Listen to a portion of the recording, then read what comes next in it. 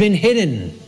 The hiding of it is destroying the fabric of our society and putting us into bondage. It needs to come out and be non-hidden. It needs to be unveiled and shared widely and freely with anybody who's capable of accepting it and comprehending it now. Because we're not in a position where we could wait longer. We're at the precipice, okay? There is a moral obligation to bring this information to the public now. Because this place is a garden full of weeds, of poisoned ideologies and completely erroneous belief systems that have no bearing on truth whatsoever and cannot get us what we say we want. Until those thoughts are changed, don't expect the results you want. Here's what that principle is. It's what I call the lost principle. And it's the thing that has to be present in order for any change to manifest itself.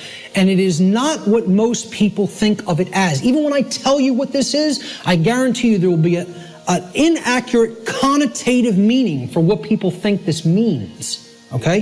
Here's what the eighth principle is. It is known as the generative principle, or the principle which governs creation, which actually is the causal factor that goes into effect and generates the result that we say that we want. But what's the real term for it? Who can guess what the actual term, what the generative principle of creation actually is? No, it is not action. Okay, now most people will say it's love.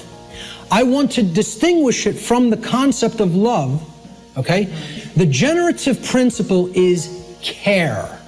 Now, this is different than compassion. People say, why don't you use the word compassion? Because that's not what I'm talking about.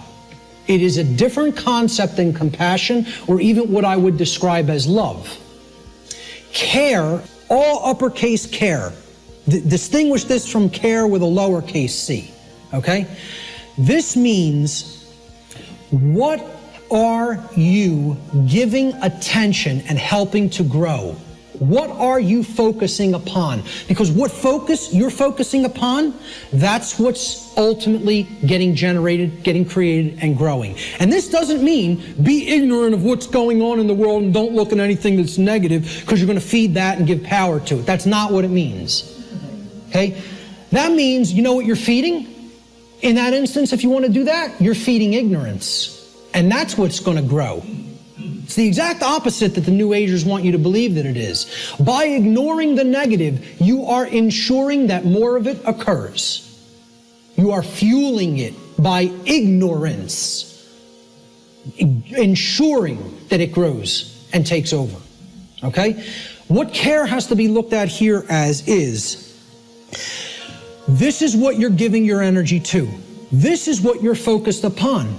This is what you actually care enough about to do, to spend your time on, to put your attention on, to manifest in the world. That's what I'm talking about as care, okay? That's what generates our experience in the aggregate. Most people don't care about what's really happening. Therefore, it is an impossibility for us in the aggregate to change the direction of energy, to change the direction of consciousness, and ultimately to get what we say we want. That's how the real law of attraction works. All right? Here's how it actually operates. The lost principle is the dynamic of care. What we care about on a day-to-day basis acts as the driving force of our thoughts and actions. What did I say we need to develop? The heart, mind, guts, right? Heart, mind, guts, in that order. Care comes first. You got to care enough to know, to develop the knowledge, okay? Then you got to act on it and put it into practice, apply it. So that's the order. Heart, mind, guts. Care, knowledge, action. Those are the steps, okay? And all three of those have to be in place. All three. That's what unity consciousness is. It's unifying thoughts, emotions, and actions. the three aspects of consciousness, such that there is no contradiction between them. What we think, how we feel, and how we act are one and the same. There's no contradiction. That's unity consciousness, okay? Therefore, since care is the driver of our thoughts and actions, it ultimately can be seen as the generator of the quality of our shared experience here on the earth. Care is what generates the whole thing. Hence, it has been called the generative principle. Liken the heart to a pump in the body. Well, what does a pump do? It's a generator. It provides energy. It moves the life force through the blood in the body. In every ancient tradition, they talk about the life force being in the blood. The heart is what pumps that through the whole physiology and enables us to continue to sustain life. Okay? The heart is the generator, it's the pump. It's the center of the being. As important as the brain is, the heart is ultimately what's generating the experience, because what we care about determines what we think about on a daily basis most of the time, and therefore how we behave. All right? So, is anybody familiar with the compasses and square symbol of Freemasonry? With the G in the middle? Well, that's what the G stands for at the highest level. They'll talk about many porch masons. These are the exoteric masons that are given the teachings of the profane and they think they're in the know, okay? They're given the information, well, this only means geometry, it only means God, etc., okay? One of the things they'll tell you it means at a slightly higher level is that it means gnosis, knowledge. At a higher level, at illuminated levels of Freemasonry, which are above 32nd degree, they will give you what the real meaning of the G inside the compasses and square is. And it is the generative principle. It means genesis, creation, okay? And yeah, you can tie that right back to God. I'm not saying those things are different. And the forms that get created in the physical manifested world are geometric forms. So it is geometry as well. It's all these things. But at the highest level, it's the generative principle. That's what that G really stands for in esoteric Freemasonry. Okay? It's called the generative principle because that means to create. It comes from, the word generative comes from Latin. The verb generare means to create. And the generative principle is what we create through. And it's lost because people don't care. They don't have care. Hence, it's the lost principle. Okay? Here's how it works, folks.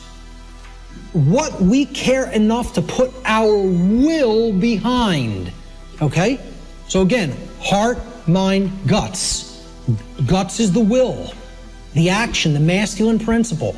That's what gets things done ultimately in the physical domain. What we care enough to put our will behind, and that's driven by the care. That's the generator or the pump that drives the will. Okay? What we care enough to put our will behind is ultimately what gets created or manifested in our world.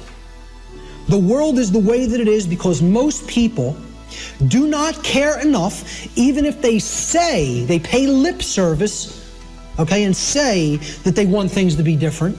They don't care enough to actually change it through their actions. Because when it comes all down to it, that the thing that is ultimately generating our reality is behavior. Action is what's generating the reality. That gets generated through what we care about because our cares and our desires drive our actions. Okay? So most people will say they want things to change, but then when you say, what are you doing to make that change happen? Not a word. Silence comes back on the other end.